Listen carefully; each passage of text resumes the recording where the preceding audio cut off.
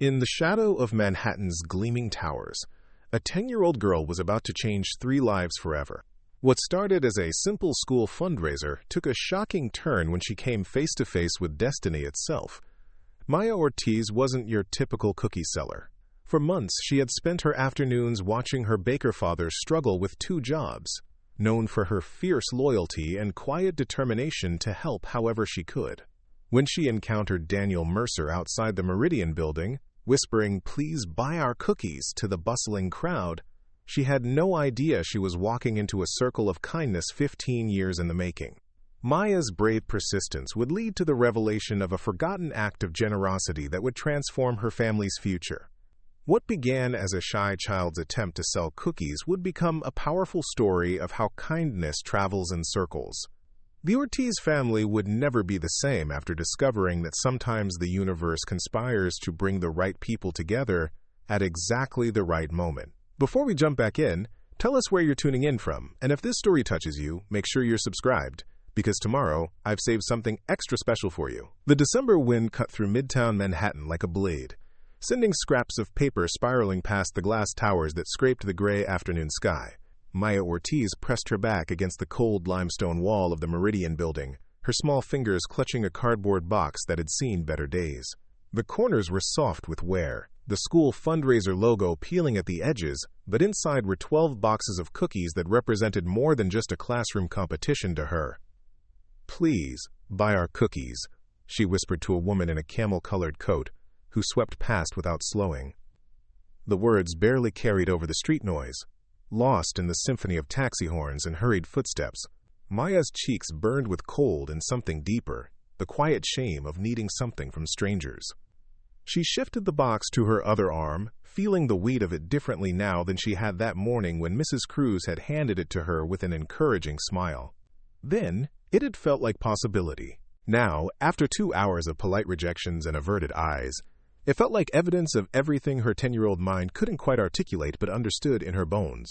That some people belonged in this world of rushing executives in expensive shoes, and some people stood on the outside asking quietly for scraps. A businessman in a charcoal suit approached, his phone pressed to his ear, and Maya straightened hopefully. "Excuse me, sir. Would you like to buy some cookies? They're from my school and—" But he had already passed, his conversation about quarterly projections flowing around her like water around a stone. Maya's breath formed small clouds in the frigid air as she watched him disappear into the revolving doors of the building behind her. Through the glass, she could see the warm lobby beyond, all marble floors and soft lighting. A world that might as well have been on another planet. Her father had taught her never to go inside buildings that weren't theirs. To always be polite.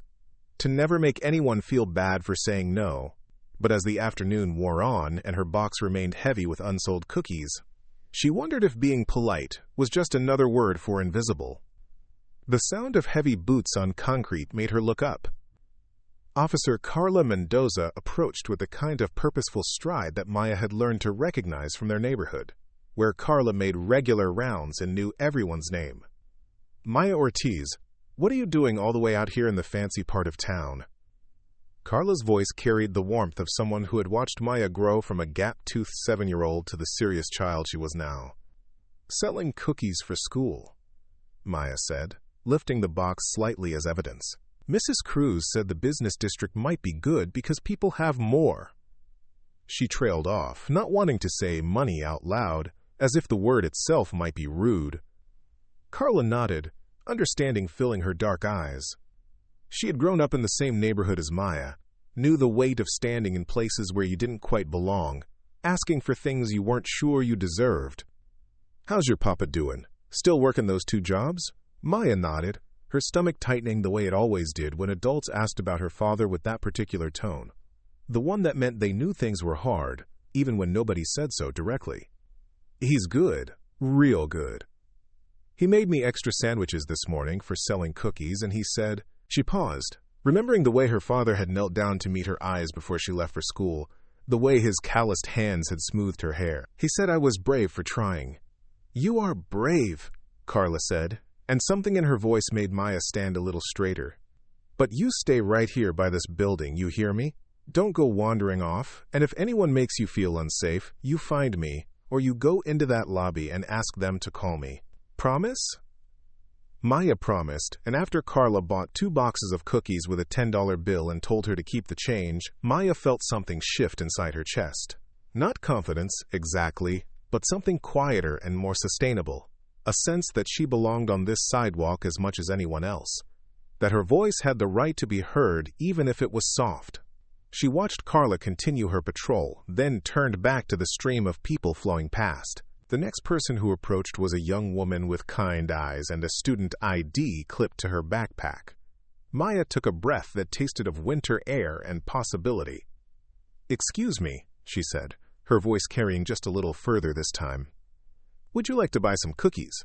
The woman slowed, smiled, and for the first time that afternoon, Maya felt the sweet relief of being seen. The revolving door of the Meridian building whispered its familiar rhythm as Daniel Mercer stepped into the December twilight, his mind still half occupied with the logistics meeting that had run longer than expected.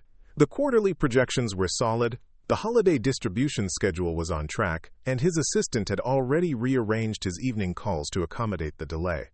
It was the kind of productive disruption that usually left him energized, ready to tackle the next challenge. But as he adjusted his coat and prepared to join the river of commuters flowing toward the subway, a small voice caught his attention, so quiet it was almost lost beneath the urban orchestra of honking taxis and clicking heels. "Please buy our cookies." Daniel paused, his businessman's instincts warring with something deeper. He had learned long ago to navigate the city's sidewalks efficiently, to maintain the necessary boundaries between himself and the countless requests for attention that came with walking through Manhattan. But something about this particular voice made him turn around. A little girl stood pressed against the building's limestone wall, her small frame nearly lost in a winter coat that had clearly been purchased with room to grow. Her dark hair escaped from beneath a knitted hat, and her brown eyes held a combination of hope and resignation that struck him like a physical blow. She clutched a worn, cardboard box, with the determined grip of someone who understood that letting go might mean giving up entirely. Daniel approached slowly, the way you might approach a startled bird, and knelt so that his eyes were level with hers. The movement brought him close enough to see the careful way she had arranged her small stack of cookie boxes, the practiced pitch she had clearly rehearsed, the way her fingers had gone red with cold despite her thin gloves. "What kind of cookies are you selling?" he asked, his voice gentled to match the fragile moment. Maya's eyes widened slightly, as if she hadn't quite expected anyone to actually stop and listen. "They're chocolate chip and oatmeal raisin," she said, her voice gaining strength, "for my school fundraiser. They're really good. My papa says the best cookies have stories in them, and these ones have the story of helping kids learn." Daniel felt something twist in his chest at her earnest explanation, at the way she quoted her father with such obvious pride. "Your papa sounds like a wise man. What's his name?" "Luis Ortiz," Maya said without hesitation. "He's a baker. The best baker, really. He makes bread that tastes like sunshine and pastries that make people smile even when they're sad." She paused, then added with the careful honesty of childhood, "He's working extra hard right now, so I wanted to help." The name hit Daniel like an echo from another life. Luis Ortiz. It rolled around in his mind, familiar but just out of reach, like a song you remember humming but can't quite place. He pushed the feeling aside and focused on the girl in front of him, on her unwavering gaze and the way she spoke about her father with such fierce love. "How many boxes do you have left?" he asked. Maya looked down at her collection, her lips moving slightly as she counted. 11, she said. "I sold one to Officer Mendoza, but everyone else is really busy." Daniel reached for his wallet without hesitation. "I'll take all 11. Maya's mouth fell open slightly, and for a moment she looked younger than her 10 years, all wide eyes and suspended disbelief. "All of them? But that's a lot of cookies." "I have a lot of people to share them with," Daniel said, pulling out several bills. "My company has a big holiday party coming up, and I think your papa's right about cookies having stories. These ones will have the story of a brave girl who stood out in the cold to help her school." As Maya carefully counted out the boxes, her movements precise and respectful, Daniel found himself studying her face. There was something about her careful politeness, her obvious gratitude mixed with dignity, that reminded him of someone. The way she thanked him 3 times but didn't gush, The way she handled the transaction with the seriousness of a much older person, it all felt familiar in a way that made his chest tight. "What's your name?" Maya asked as she handed him the last box. "Daniel," he said simply. "And you're Maya?" She nodded, then surprised him by extending her small, cold hand for a shake. "It was very nice to meet you, Mr. Daniel. I hope you and your company enjoy the cookies." Daniel shook her hand gravely, struck by the formality of the gesture from someone so young. As he straightened to his full height, Maya looked up at him with an expression that was part wonder, part gratitude, and part something he couldn't quite name. "My papa always says that good things happen to good people," she said. "I think you must be very good people." Daniel felt the words settle somewhere deep in his chest as he watched Maya pack up her empty box and wave goodbye. As she walked away, her step noticeably lighter, he remained standing on the sidewalk, 11 boxes of school fundraiser cookies in his arms, and the name Luis Ortiz echoing in his mind like a bell he couldn't stop hearing. The elevator to the 42nd floor rose silently through the Meridian building's core, carrying Daniel and his armload of cookie boxes toward the executive offices of Mercer Distribution.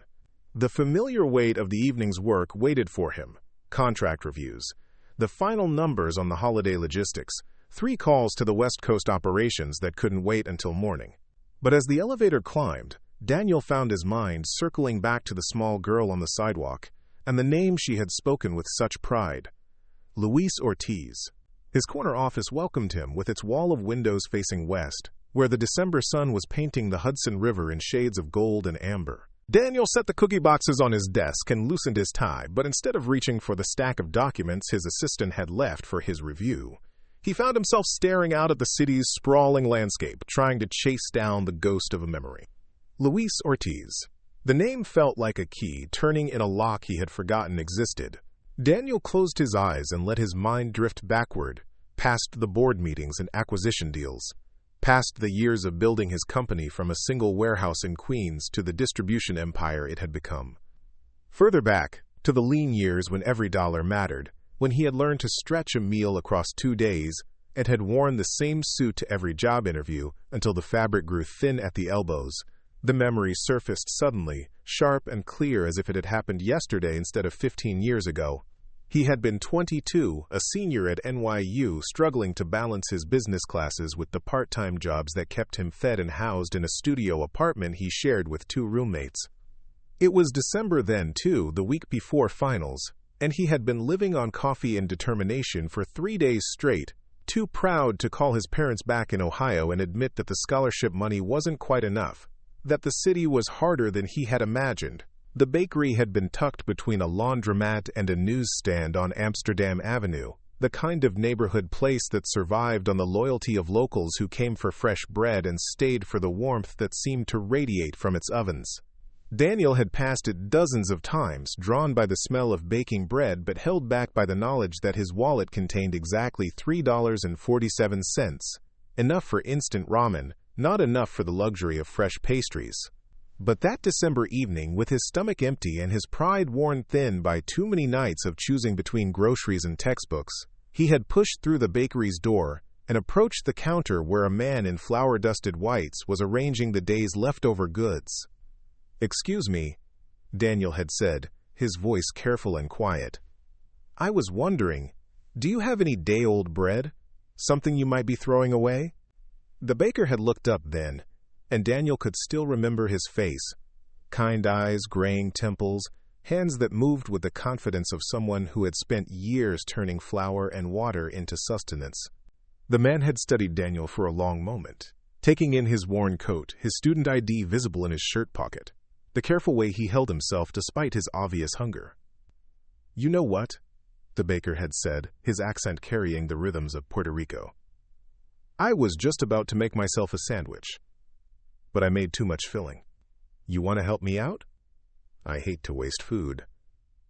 Daniel had known it was charity, but it had been offered with such grace, such careful preservation of dignity, that he had found himself nodding. The baker, Luis, he had introduced himself, had made 2 substantial sandwiches, loaded with roasted turkey and fresh vegetables, and had wrapped one in white paper with the same care he might have given a paying customer. Everyone needs a little help sometimes, Luis had said as he handed Daniel the sandwich. That's how we take care of each other. Daniel had tried to pay, had offered his $3.47, but Luis had waved him away with a smile. You pay it forward someday when you can. That's how it works. Now, 15 years later, Daniel opened his eyes and looked out at the city that had shaped him, at the empire he had built from that foundation of kindness. He thought of Luis Ortiz working 2 jobs, of Maya standing in the cold selling cookies to help her father, of the way she had spoken about him with such unwavering love and pride. The circle was there, waiting to be completed. The question was how to close it with the same grace that Luis had shown all those years ago, how to help without diminishing, how to give without taking away the dignity that both father and daughter carried like a banner. Daniel reached for his phone, then stopped. This would require more thought, more care than a simple phone call could provide. Maya's words echoed in his mind. Good things happen to good people. Perhaps it was time to test that theory, to see if kindness really could travel in circles, if the help given by a baker to a hungry student could somehow find its way back, transformed and multiplied, to the baker's daughter standing brave and small against the winter wind. Outside his window, the city lights began to twinkle on, each one a story, each one a life in motion. Somewhere among them, Luis Ortiz was finishing his shift, hurrying home to a daughter who would greet him with tales of successful cookie sales, and the stranger who had believed in her enough to buy them all. Daniel smiled and reached for the first cookie box, already planning. The narrow stairwell of the 5-story walk-up smelled of decades of cooking, cumin and garlic, rice and beans, the ghost of countless family dinners that had drifted from small kitchens into the building's bones. Luis Ortiz climbed the worn steps to the 3rd floor, his legs heavy with the weight of a double shift at the restaurant supply warehouse and the catering prep work that had. Preparing and narrating this story took us a lot of time, so if you are enjoying it, subscribe to our channel. It means a lot to us. Now back to the story. Kept him up until 2 the night before. His hands, permanently stained with flour despite multiple washings, ached from lifting 50-pound bags of rice and assembling endless sandwich platters for corporate lunch orders. The key stuck in the lock the way it always did, requiring the precise combination of pressure and patience that Luis had mastered over the 4 years they had lived here. The apartment beyond was small, a living room that doubled as his workspace, a kitchen barely wide enough for 2 people to pass, and a bedroom that Maya had graciously agreed to share with him after they had downsized from their previous place. But what the space lacked in square footage, it made up for in careful attention to detail. Maya had strung Christmas lights around the window frame, their warm glow casting gentle shadows on walls that Luis had painted a soft yellow because she had once said it reminded her of sunshine. The couch was second-hand, but covered with a bright throw blanket that Mrs. Thompson had crocheted for them last winter. Every surface held evidence of their life together. Maya's school papers displayed with the pride of a gallery exhibition. Luis's collection of vintage baking cookbooks stacked neatly on a shelf he had built himself. Photographs of happier times when Maya's mother had still been part of their story. "Papa!" Maya's voice carried from the kitchen, bright with excitement that made Luis forget his exhaustion. She appeared in the doorway, still wearing her school uniform, but with her shoes kicked off and her socks sliding on the linoleum floor. "I sold all my cookies! Every single one!" Luis felt his chest expand with pride, even as he struggled to process the information. All 12 boxes? In one afternoon? He had hoped she might sell 3 or 4, enough to contribute respectably to the school fundraiser without the disappointment of bringing home a full box. "Everyone? En serio, mija?" Maya nodded vigorously, her dark hair bouncing with the movement. "There was this really nice man, Mr. Daniel, and he bought 11 boxes all at once. He said they were for his company's holiday party and that cookies should have stories, just like you always say." Luis knelt down to meet her eyes, his hands settling on her shoulders, with the gentle weight of someone who had learned to read every nuance of his daughter's expressions. There was joy there, yes, but something else too, a sense of accomplishment that made her stand a little straighter, speak a little louder. "Tell me about this man. What did he look like?" "Tall, with kind eyes, He wore a really nice suit, but he wasn't like the other people in suits who walked past without looking. He stopped, and he listened, and he asked about you. Maya paused, her forehead creasing with the effort of remembering exactly. I told him you were the best baker, and he smiled like he believed me. Luis felt a familiar tightness in his throat, the complex emotion that came with watching his daughter navigate a world that didn't always have time for small voices and hopeful hearts. That she had succeeded, that someone had not only noticed her, but had treated her with kindness and respect. It felt like a gift he hadn't known how to ask for. You must be hungry, he said, steering the conversation toward safer ground. I brought home some soup from work, the good kind with the big vegetables. They moved into the kitchen, where Luis heated the soup while Maya chattered about her day, about Mrs. Cruz's announcement that their class had raised more money than any other grade, about the way Officer Mendoza had bought 2 boxes and told her she was brave. Luis listened with the practiced attention of someone who understood that these moments, his daughter's voice filling their small space with life and possibility, were the real wealth in their carefully budgeted existence. As they sat at the tiny table that served as both dining room and Luis's business planning space, Maya noticed the stack of papers he had tried to tuck beneath a dish towel. "What are those, Papa?"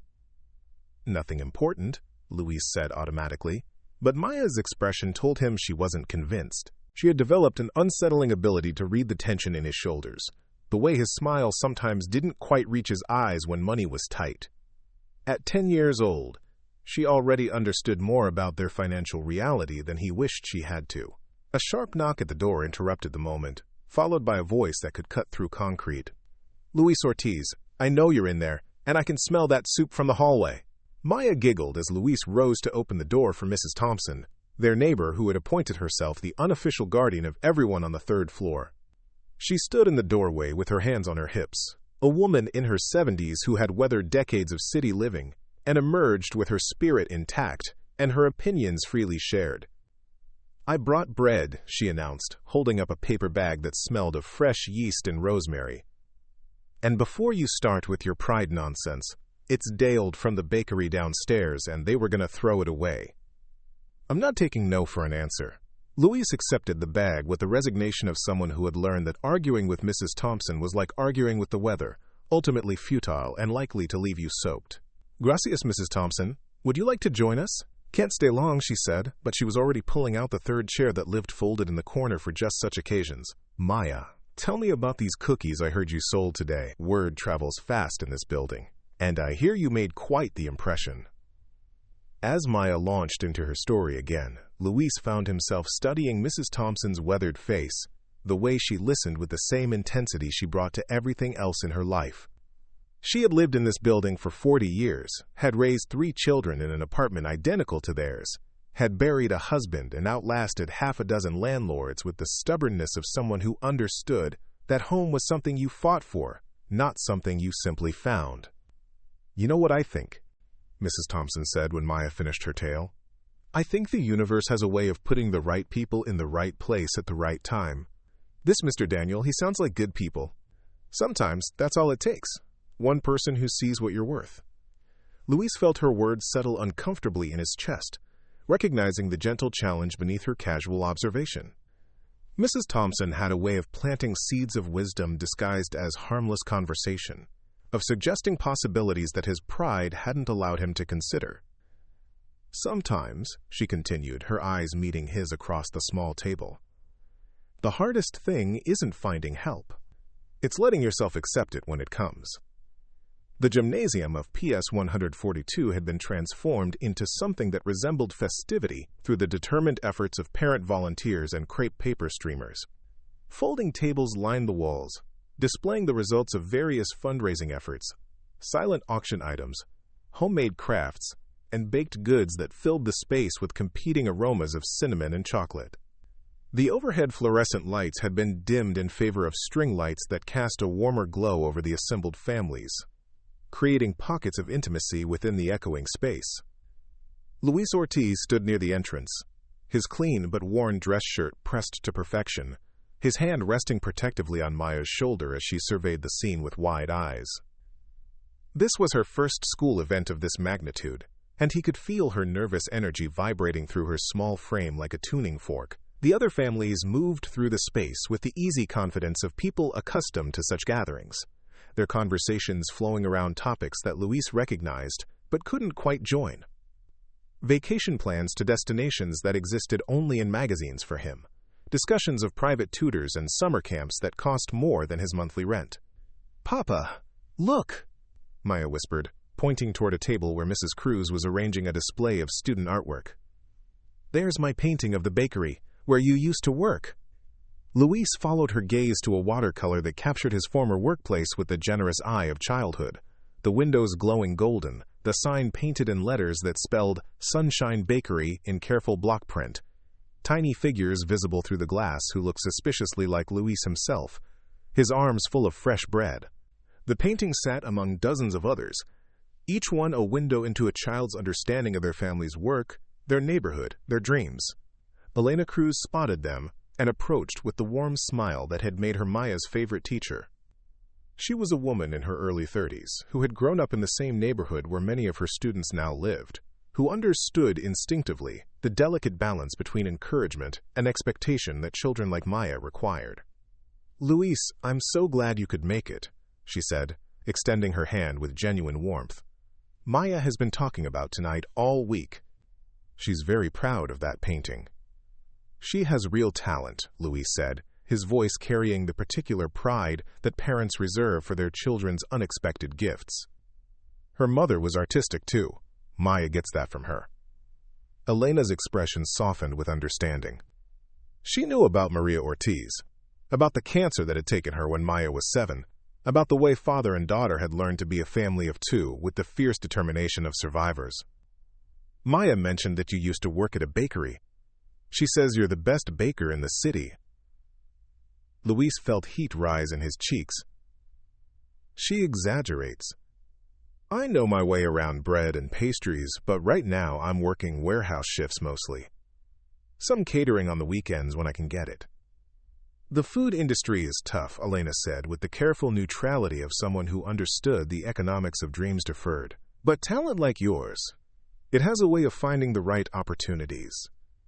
Across the gymnasium, Daniel Mercer stood near the silent auction table, a paper plate of homemade cookies balanced in one hand while he studied the display of donated items with the polite attention expected of a community supporter. He had arrived 20 minutes earlier, drawn by an impulse he couldn't quite name, or perhaps didn't want to examine too closely. The invitation had come through his company's community outreach coordinator, one of dozens of requests for support that crossed his desk each month. But this one, from PS 142, had caught his attention for reasons that had everything to do with a small girl named Maya and the echo of a name that had kept him awake the night before. He spotted Luis before Luis saw him, recognition striking like a match in the darkness. 15 years had added gray to the baker's temples and lines around his eyes. But the fundamental kindness that Daniel remembered was still there in the careful way Luis guided Maya through the crowd, in the protective angle of his shoulders, in the way he listened when she spoke as if her words were the most important sounds in the room. Daniel felt the urge to approach, to close the circle that had been 15 years in the making, but something held him back. The setting felt too public, too charged with the potential for awkwardness. Luis was here as Maya's father, proud and present despite the obvious financial strain that showed in his carefully maintained but aging clothes. To approach him now, to reveal the connection, risked turning what should be Maya's moment into something else entirely. Instead, Daniel remained where he was, observing the quiet dignity with which Luis navigated conversations with other parents, the way he deflected questions about his work without lying, the careful pride he took in Maya's achievements. When Maya spotted her painting on display and tugged her father over to see it, Daniel found himself stepping closer, drawn by the obvious love between them. "That's my papa's old bakery," Maya was explaining to another child, her voice carrying clearly in the acoustics of the gymnasium. "He made the best bread in the whole neighborhood. Everyone said so." "Why doesn't he work there anymore?" the other child asked with the blunt curiosity of youth. Maya's face grew serious, and Daniel saw Luis tense slightly, preparing to field the question that children asked but adults usually avoided. "The bakery had to close," Maya said simply, But Papa says that sometimes when one door closes, another one opens. We're just waiting for our door. Daniel felt the words hit him like a physical blow, the combination of hope and resignation in Maya's voice, the way Luis's hand found her shoulder in a gesture that was both protective and proud. Here was a family that had faced loss and kept moving forward, that had maintained their dignity despite circumstances that would have broken many people, that still believed in doors opening even when they had been waiting in the hallway for years. As the evening progressed, Daniel watched Luis help Maya set up a small display of her cookie sales achievement, saw the way other parents greeted them with genuine warmth, despite the obvious economic differences that separated their experiences. This was a community that took care of its own, that celebrated small victories, and supported each other through challenges. Luis and Maya belonged here in a way that had nothing to do with money, and everything to do with the bonds that formed when people chose to see each other's full humanity. When the event began to wind down, Daniel made his decision. Instead of approaching Luis directly, he sought out Elena Cruz, who was collecting artwork and folding tables with the efficient movements of someone accustomed to cleaning up after community gatherings. "Ms. Cruz, I'm Daniel Mercer from Mercer Distribution. I was wondering if I could speak with you about something." Elena paused in her work, studying his face with the sharp attention of a teacher who had learned to read people quickly. "Of course. What can I help you with?" Daniel glanced toward where Luis was helping Maya put on her coat, then back to Elena.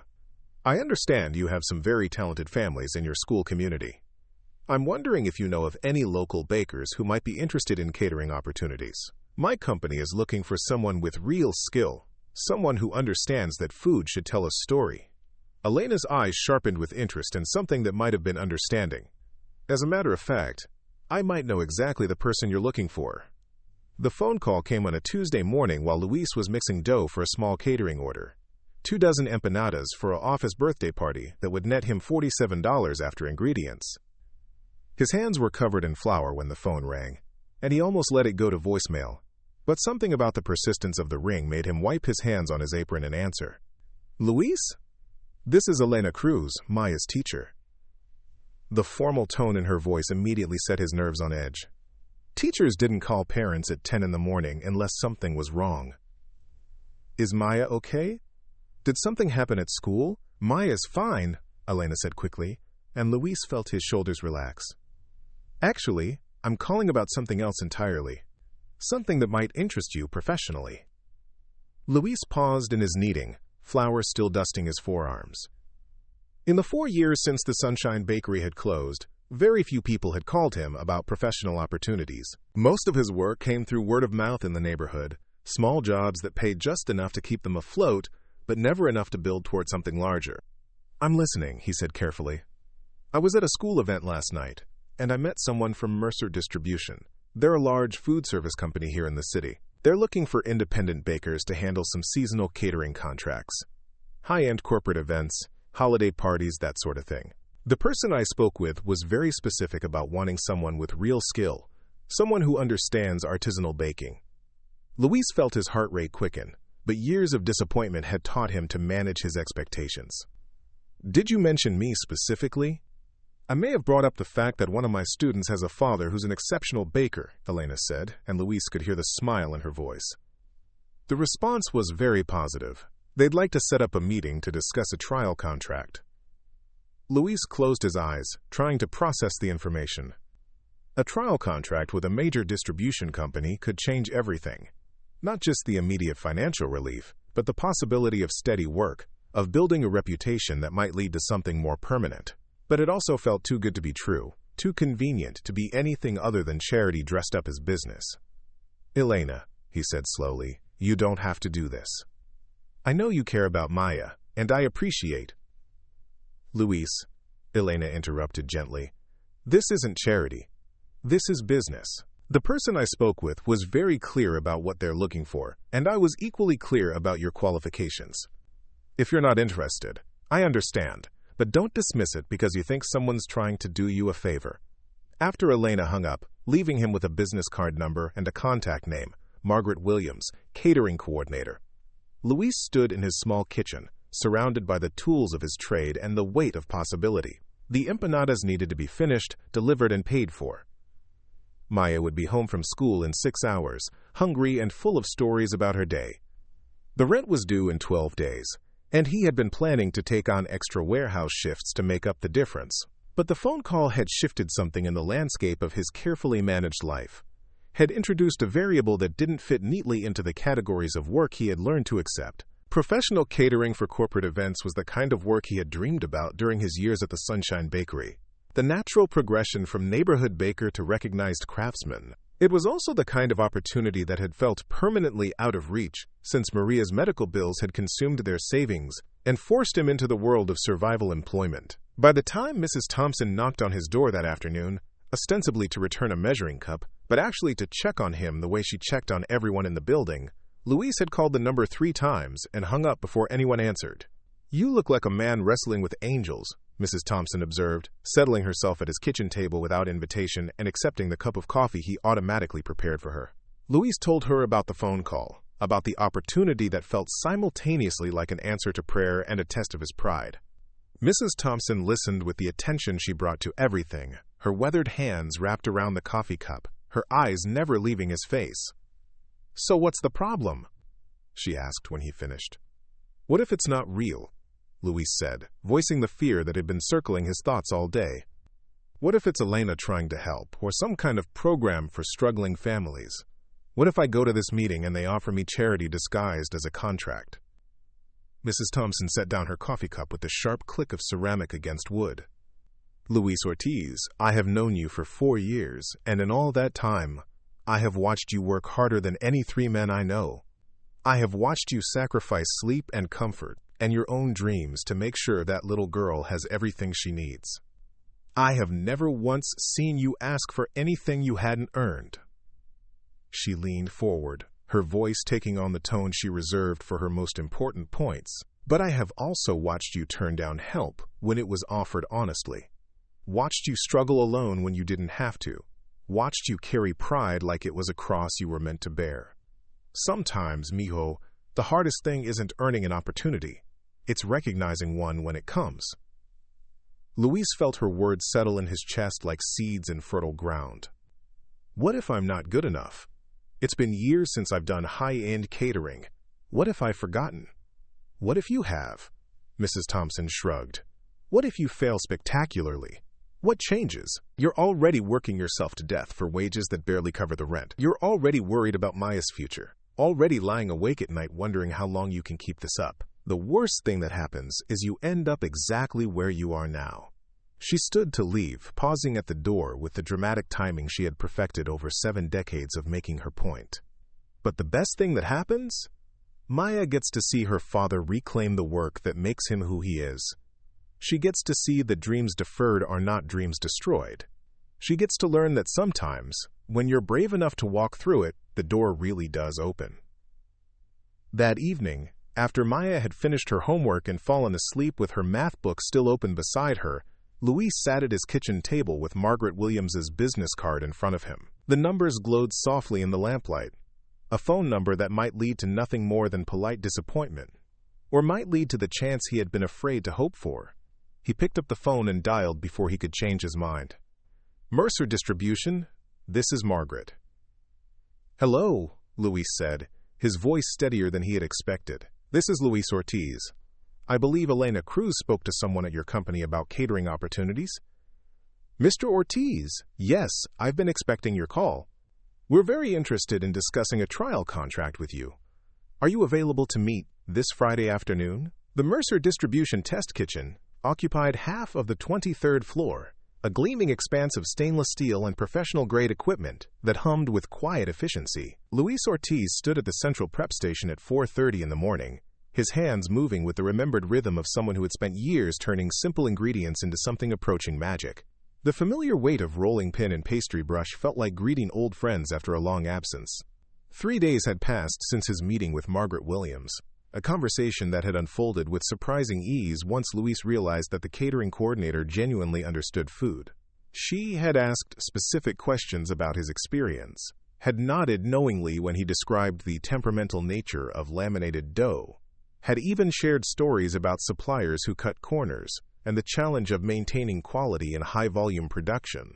By the end of their hour together, Luis had walked away with a trial contract that both thrilled and terrified him. Cater the company's monthly board meeting for 30 executives, with the possibility of larger events if the initial results impressed. Now, surrounded by ingredients that represented the best of what the city's wholesale markets had to offer, Luis felt something he hadn't experienced in years: the pure joy of creating without compromise.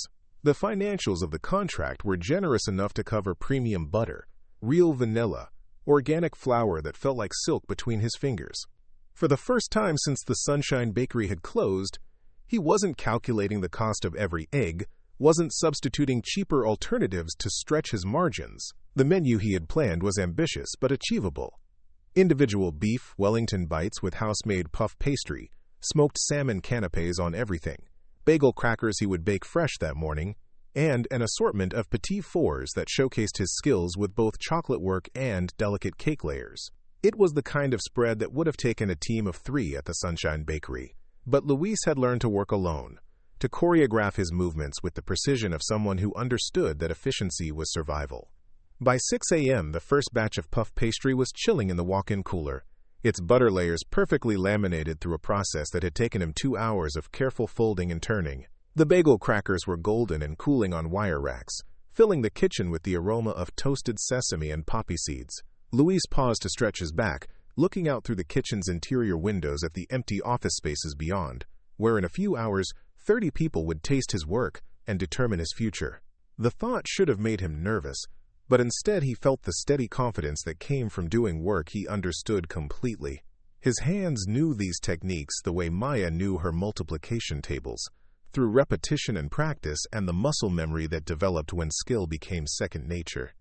The petit fours were taking shape under his fingers, each one a tiny canvas for the decorative work that had always been his specialty. At 7:30, Margaret Williams appeared in the kitchen doorway, her early arrival a sign of either dedication or anxiety. She moved through the space with the careful respect of someone who understood professional kitchens, staying out of Luis's way while observing his work with obvious interest. "The board meeting isn't until 9, she said, settling onto a stool near the pass where finished items were accumulating in neat rows. "But I wanted to check in, see if you needed anything." Luis looked up from the chocolate ganache he was tempering, noting the way Margaret's eyes had lingered on the precisely piped rosettes adorning each petit four, the uniform golden color of the Wellington bites. "Everything's on schedule. The salmon canapes go on in about 20 minutes, and then it's just final plating." "It looks incredible," Margaret said, and Luis heard genuine appreciation in her voice. "Much more sophisticated than what we usually serve for these meetings. The board is going to be impressed."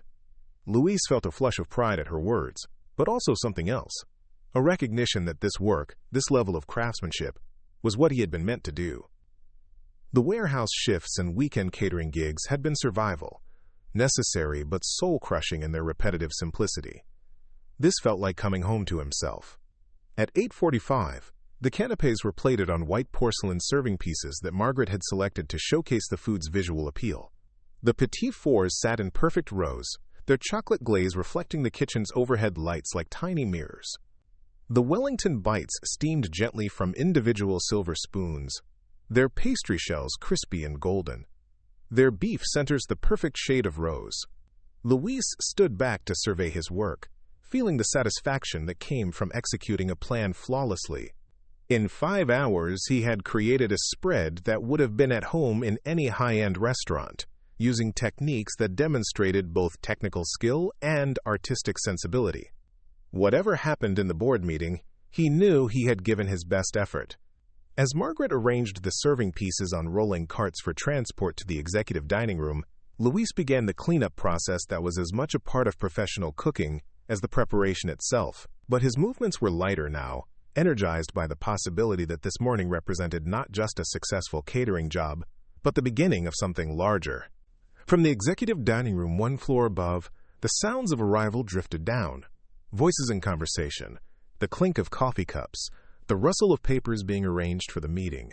Somewhere in that mix of sounds was Daniel Mercer's voice, though Luis had no way of knowing that the CEO of Mercer Distribution was about to taste food prepared by the same hands that had offered him sustenance 15 years earlier.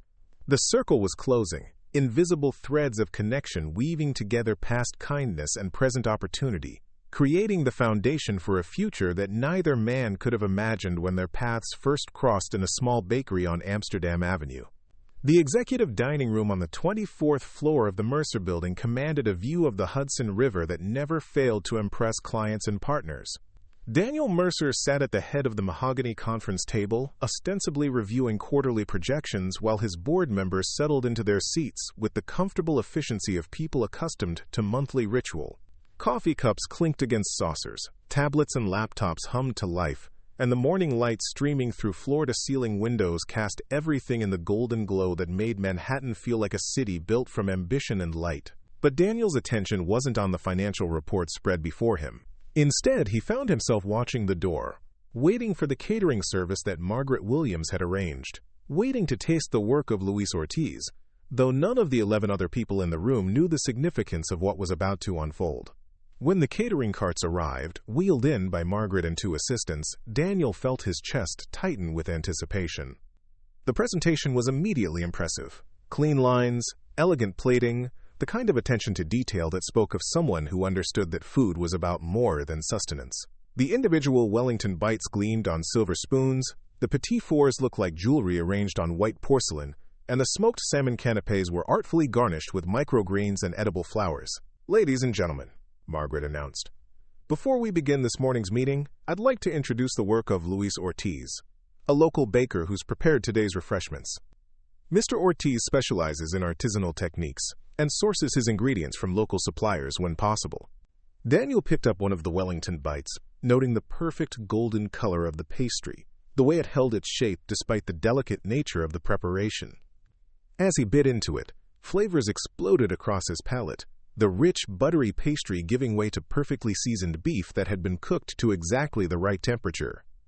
The technique was flawless, but more than that, there was something in the execution that spoke of joy, of someone who had found their way back to work that mattered to them. Around the table, Daniel's board members were reacting with obvious pleasure. Sandra Chen, his CFO, had closed her eyes while savoring one of the petite fours. Robert Martinez, the head of operations, was already reaching for a second salmon canapé.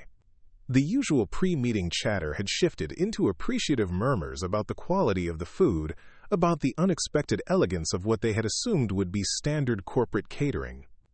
"This is restaurant quality," Sandra said, examining the intricate chocolate work on her petit four. "Where did we find this baker?" Margaret smiled with obvious pride in her discovery. "Mr. Ortiz came highly recommended by one of our community partners. He has extensive experience in high-end baking but has been working independently since his previous position ended." Daniel felt recognition settle in his chest like a key finding its lock. The techniques on display, the precise lamination of the puff pastry, the delicate balance of flavors in the salmon preparation, the artistry of the chocolate work, all spoke of someone with formal training and years of practice. This wasn't the work of a hobbyist baker trying to make ends meet. This was the work of a master craftsman who had temporarily lost his stage, but retained every bit of his skill. As the meeting progressed through its agenda items, Daniel found himself returning again and again to the food, each bite confirming what he had suspected from the first taste. Luis Ortiz wasn't just a good baker, he was exceptional. The kind of talent that corporations spent months trying to find. The kind of skill that could anchor a catering operation or elevate a restaurant's reputation. When the meeting concluded 2 hours later, Daniel lingered in the dining room while board members gathered their materials and headed back to their offices. Margaret was supervising the cleanup, directing her assistants in packing up the serving pieces and ensuring that the room was returned to its pristine state. "Margaret," Daniel said, approaching the catering coordinator with the careful tone he used when about to make a request that might seem unusual. "I'd like to meet with Luis Ortiz personally. Could you arrange something for this afternoon?" Margaret paused in her inventory of silverware, studying Daniel's face with the sharp attention of someone who had learned to read the subtle currents of corporate communication. "Of course. May I ask if there's something specific you'd like to discuss? Feedback on today's service?" "Something like that," Daniel said, not quite ready to explain the full truth. "I think there might be opportunities for expanded collaboration. I'd like to explore the possibilities directly with him." By 3 o'clock that afternoon, Luis Ortiz sat in the same conference room where his food had been consumed hours earlier.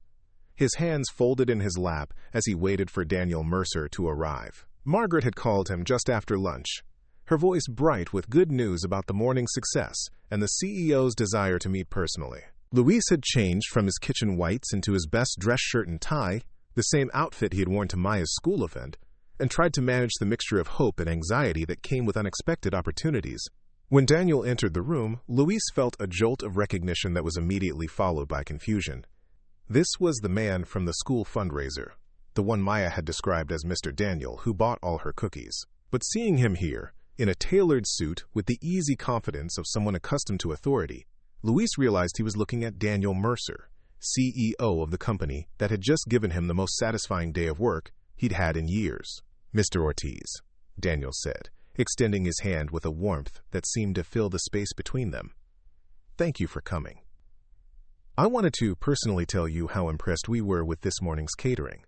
The board hasn't stopped talking about it." Luis shook Daniel's hand, still processing the connection between the kind stranger who had changed Maya's afternoon and the powerful executive who now held his professional future in his hands. "Thank you, Mr. Mercer.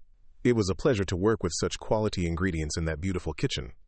Daniel settled into the chair across from Louise, his posture relaxed but his eyes intent. "I have to ask you something, and I hope you'll forgive the personal nature of the question. Do you have a daughter named Maya? A 10-year-old who sells cookies with the determination of someone twice her age?" Luis felt his world shift slightly, the careful boundaries between his personal and professional lives dissolving in the space of a single question. "Yes," he said slowly. "Maya is my daughter. How did you—" He stopped, remembering Maya's description of the kind man who had bought 11 boxes of cookies, who had asked about her father with genuine interest. "You were at her school fundraiser," Luis said, the pieces clicking into place. "You bought her cookies." Daniel nodded, his expression serious now, weighted with the significance of the revelation.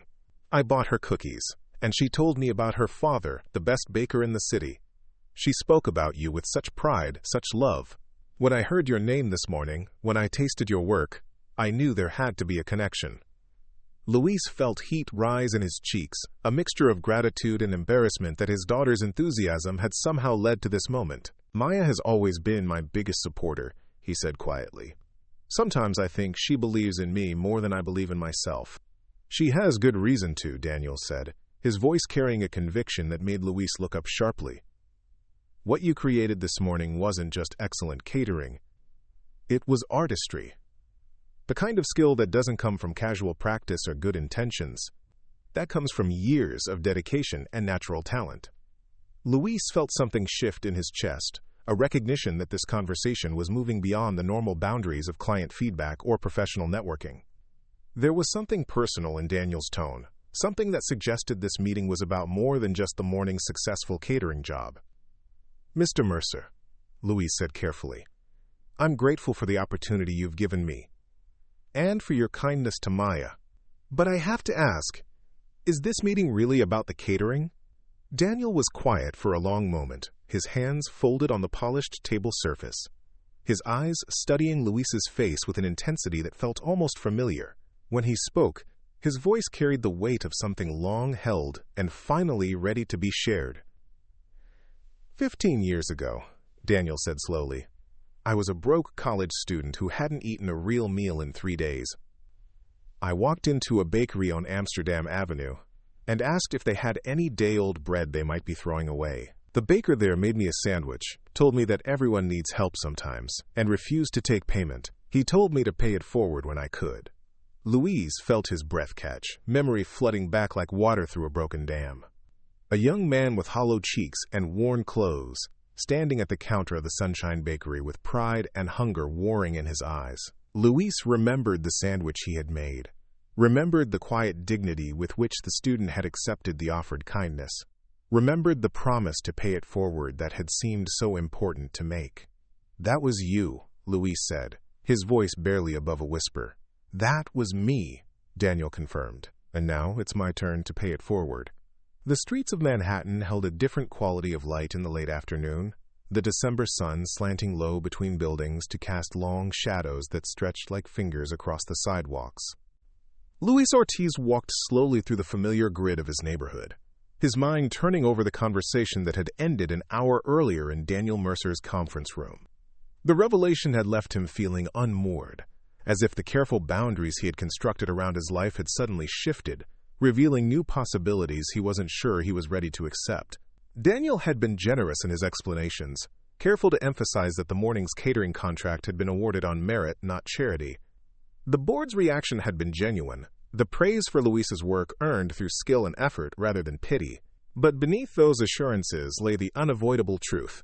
Daniel Mercer remembered a kindness from 15 years ago and was positioned to return it in ways that could transform Luis's life. The weight of that knowledge settled heavily on Luis's shoulders as he turned onto his own street, where Mrs. Chen was sweeping the steps of her laundromat and teenagers clustered around the corner bodega, with the easy intimacy of people who had grown up within blocks of each other. This was his world, the place where he understood the rules and his position within them. Daniel's offer, a permanent catering contract with Mercer Distribution, the possibility of supplying multiple corporate clients, the chance to build something substantial, represented a step into territory that both thrilled and terrified him. Luis climbed the 3 flights to his apartment, his key finding the familiar resistance of the lock that required just the right combination of pressure and patience. Inside, Maya sat at the kitchen table with her homework spread around her like a fortress of worksheets and textbooks, her dark hair falling forward as she concentrated on a math problem that had clearly been giving her trouble. "Papa!" She looked up as he entered, her face brightening with the automatic joy she reserved for his homecomings. "How did the fancy catering go? Did they like your food?" Luis hung his coat on the hook by the door, buying himself a moment to find the right words.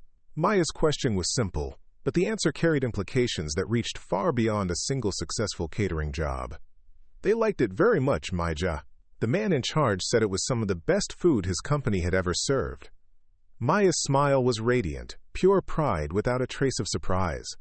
In her 10-year-old worldview, of course her father's food was the best. She had never doubted it, even when Luis himself had struggled to maintain that faith. "I told you so," she said with the satisfied air of someone whose predictions had been vindicated. "Are they going to hire you for more parties?" "Maybe," Luis said, settling into the chair across from her. "It's complicated, though. The man who runs the company, he's the same person who bought all your cookies the other day." Maya's eyes widened with genuine surprise. "Mr. Daniel? The nice man with the kind eyes? He owns the company where you cooked today." "He does. And it turns out." Luis paused, wondering how to explain the strange circularity of fate to a child. "A long time ago, before you were born, I helped him when he was having a hard time. Just a small thing, but he remembered it. Now he wants to help us." Maya frowned slightly, her natural empathy picking up on the complexity in her father's tone. "Isn't that good? If he wants to help and you want to work, isn't that how things are supposed to work?" Her question cut straight to the heart of Luis's struggle, bypassing all the adult complications of pride and debt and obligation to focus on the essential truth. Maya saw kindness returned as kindness, generosity met with gratitude, help offered, and help accepted as the natural flow of human connection. In her world, people helped each other because that's what people did, not because it created uncomfortable imbalances of power or obligation. "It is good," Luis said slowly, testing the words as he spoke them. "I guess I'm just not used to things being good. It's been hard for so long that I forgot how to recognize when something might be getting easier." Maya nodded with the serious expression she wore when processing important adult concepts. "Mama used to say that sometimes we say no to good things because we're scared they might go away. But she said that was like not eating cake, because you might get hungry again later." Luis felt his chest tighten at the reference to Maria, at the wisdom she had possessed, and the way it continued to live through their daughter. Maya was right, of course. Fear of loss had become such a constant companion that he had almost forgotten how to imagine stability, how to believe that good fortune might be something more than a temporary reprieve from struggle. A sharp knock interrupted his thoughts, followed by Mrs. Thompson's voice calling through the door. "Luis Ortiz, I can smell your worry from the hallway, and I'm not leaving until you tell me what's got you thinking so hard your brain is practically steaming." Maya giggled as Luis rose to let their neighbor in, and Mrs. Thompson swept into the apartment with her usual combination of maternal authority and theatrical flair. She took one look at Luis's face and settled herself at the kitchen table as if she had been invited, which, in the complex social dynamics of their building, she essentially had been. "Tell me," she commanded, and Luis found himself explaining the day's events, the successful catering, the meeting with Daniel, the revelation about their connected past, and the offer that could change everything. Mrs. Thompson listened with the focused attention she brought to all matters of importance, her weathered hands folded in her lap, her eyes never leaving his face. When Luis finished, Mrs. Thompson was quiet for a long moment, her gaze shifting between him and Maya, who had abandoned her homework to listen to the adult conversation with the intense focus of someone whose future was being discussed. "Let me see if I understand this correctly," Mrs. Thompson said finally. 15 years ago, you gave a hungry young man a sandwich. Today, that same man, who is now successful and powerful, wants to give you steady work doing what you love. Work that will pay you what your skills are worth. And your concern is, what exactly? "What if it doesn't last?" Luis said, voicing the fear that had been circling his thoughts all afternoon. "What if I get used to the stability, and then something changes? What if Maya starts counting on things being easier, and then what?"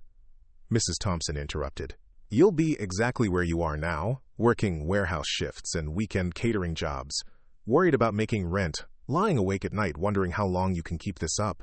Her words hit him with the force of truth spoken without cushioning. Luis realized that his fear wasn't really about the potential loss of Daniel's opportunity. It was about hope itself, about allowing himself to believe that his life could be different, better, more stable than the careful survival he had mastered over the past few years. "Mija," Mrs. Thompson said, turning to Maya with the gentle tone she reserved for children, "what do you think your papa should do?" Maya looked between the two adults, her young face serious with the weight of being asked for her opinion on something so important. "I think Papa should say yes," she said simply. "Mr. Daniel seems like good people, and Papa's food makes people happy. If Papa can make people happy and get paid good money for it, that seems like the way things should be." Mrs. Thompson nodded approvingly, then turned back to Luis. "Out of the mouths of babes," she said. "Your daughter understands something that you're making too complicated.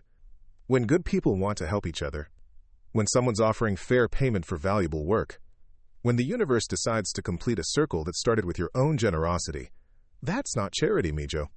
That's just life working the way it's supposed to work." That evening, after Maya had finished her homework and Mrs. Thompson had returned to her own apartment with promises to check on them tomorrow, Luis sat alone in his kitchen with Daniel Mercer's business card in front of him. The number glowed softly in the lamplight, representing not just a job opportunity, but a choice about what kind of future he was willing to believe in. He thought about Maya's pride in his work, about the joy he had felt that morning in the professional kitchen, about the way Daniel had spoken of his skills with genuine respect rather than pity. He thought about Maria's words, filtered through their daughter's memory.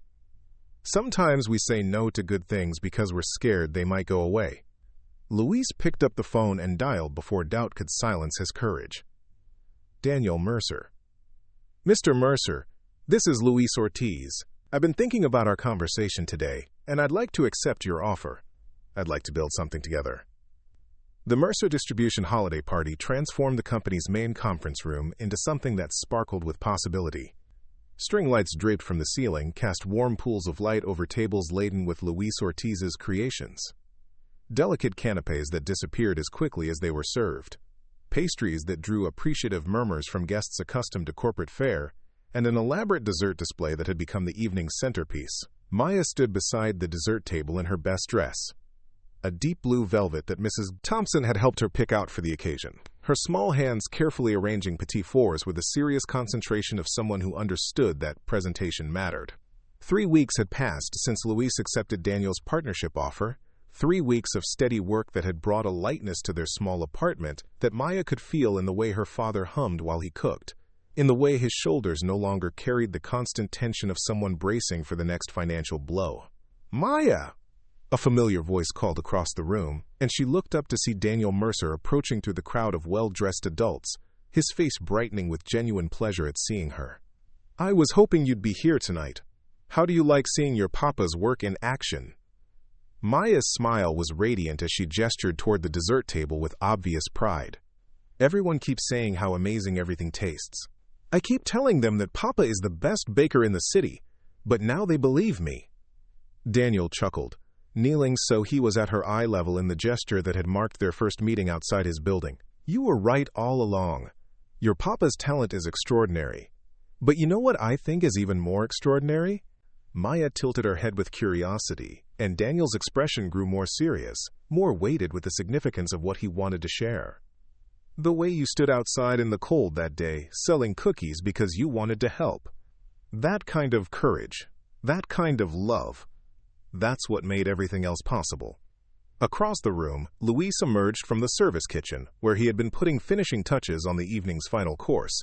His chef's whites exchanged for the dark suit that Daniel had insisted the company provide for all their catering partners. The transformation was subtle, but unmistakable. Luis moved through the crowd with the quiet confidence of someone who knew his place in this professional world, who understood that his skills had earned him respect rather than charity. Daniel rose and extended his hand as Luis approached, the formal gesture carrying the weight of mutual recognition and shared history. Luis, I keep hearing nothing but praise tonight. I think we can officially call this partnership a success. Luis shook Daniel's hand firmly, his grip steady and sure.